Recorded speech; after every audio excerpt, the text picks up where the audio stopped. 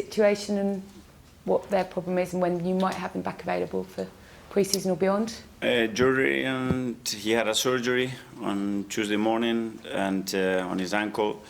He's been feeling that discomfort for many, many weeks. He's been navigating through the season with that issue, and it needed to be resolved, so he's going to be out for a while. And Saliba, he felt something in his hamstring in the first half, just before halftime, and again, he's going to be out for a few weeks. In terms of Yerry, will he miss? What's the sort of time frame on that? Will you have him for pre-season? Will he not be ready for the start of the season? We don't know yet. It will depend how the recovery goes. It will be weeks. But we don't know exactly how much. Hopefully it will be somewhere near the pre-season if everything goes well, but we don't know yet. And Saliba, just a few weeks rest needed a few weeks, after a very long season. And Kai came back. Did he come through okay? Very good. Was he a happy man this week? You could tell how excited he was. He's been working so hard. I think he's done great with the medical stuff to get back in the shape and in the form that he's at the moment. He was desperate to contribute, and really happy to see him back. And Sunday probably marks the end for a number of the players at this club. Is there any sort of there's an understanding some are going to go, but Partey there still remains a little bit of a question mark over. Is there any movement on that yet? And in terms of the level he's played at this year, how important is it to maybe keep him?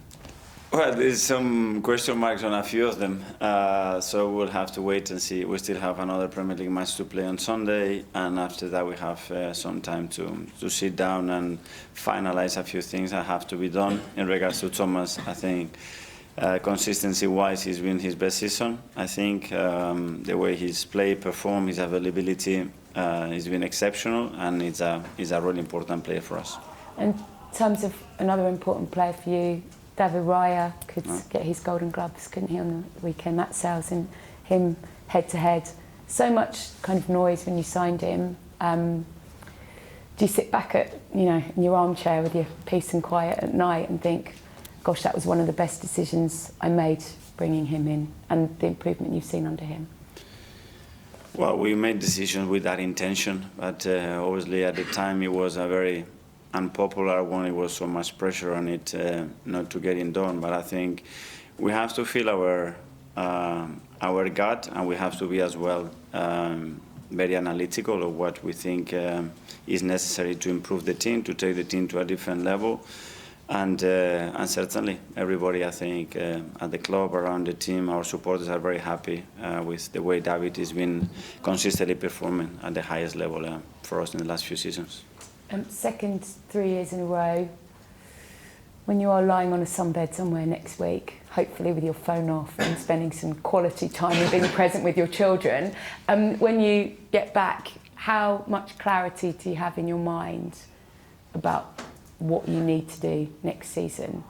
What's that kind of list look like? And so I can imagine the moment that you just described. So probably what I would do when I'm there, I pick up the phone, I call you, and I tell you exactly how I feel. Because you don't need to do that. It's absolutely fine. Now exactly is not the best moment to do it, and I don't feel in a way to do it. I have quite a clear picture, but I need a few more things to then have a real clarity and analysis and describe the season with the right words, because I know that that's going to be very, very important. But the picture you have in your mind of what next season looks like, assuming with the trophy in your hands, that alignment, the players, where you go with this squad is very clear in your mind. What's the most important thing about getting that right next season?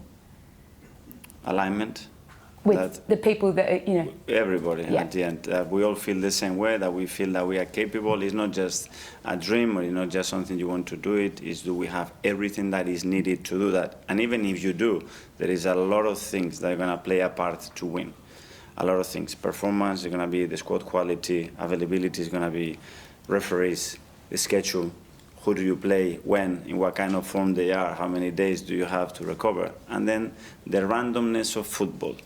That one I cannot control. I cannot control what can happen in that dressing room to somebody in his personal life that can affect his performance, or that something happens, or competitors do something like in the history of this league. You have seen it sometimes, boom, they do that, and then it's a lot of randomness there. So things that we can control, I guarantee we'll do our very best. And just finally from me, no trophy for you this season, but obviously your rivals managed to do it last night. How much extra pressure does that maybe add on you? And a word on maybe Ange Postecoglou, because you probably know better than us the sort of roller coaster that he's been on this season, and you sort of see him at the end with his family, and I think you have to kind of take your hat off, don't you, to what he's achieved? Just congratulate them. I think they are champions, and when you get to there, you have to do a lot of things right. I think they're going through a season with, again, a lot of obstacles and difficulties, and they have at the end to manage a beautiful moment. So you have to congratulate. This is a sport, and I'm sure they've done everything in their hands to achieve it, and